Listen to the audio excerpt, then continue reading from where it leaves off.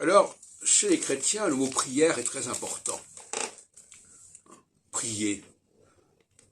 Tout à l'heure, hier, j'ai écouté une émission sur, je sais plus, on nous disait que les chrétiens actuellement à Gaza priaient beaucoup, etc. Je pense que c'est une notion complètement étrangère au vrai judaïsme. Même s'il y a la notion de prière aussi dans le tefila, mais c'est plutôt la bracha que la tefila qui est importante.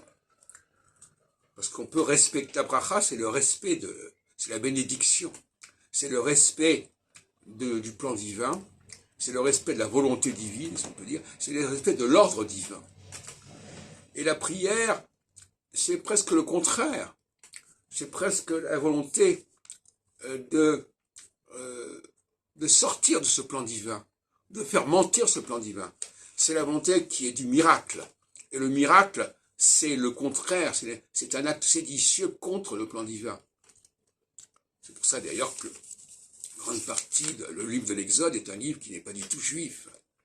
Hein, parce que le traversée de la mer Rouge, c'est complètement opposé à la théologie judaïque, pour moi, telle que je la conçois.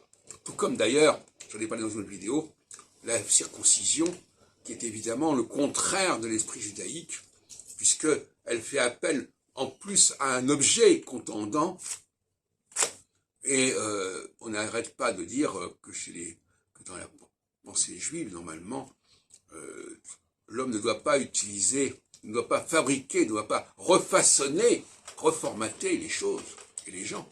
Or, la circoncision, c'est un reformatage de la personne, qu'on le veuille ou non.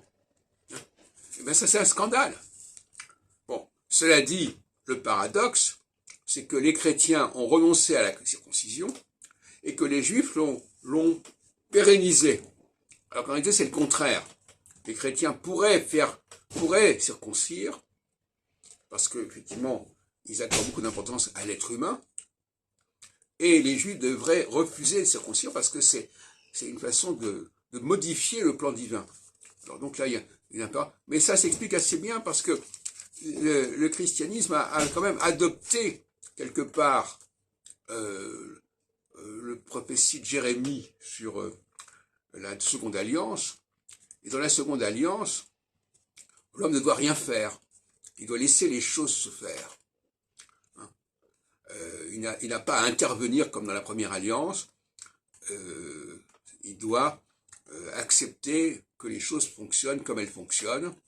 Et il doit prier pour que le plan divin soit respecté. Et il doit lutter contre ceux qui sabotent le plan divin.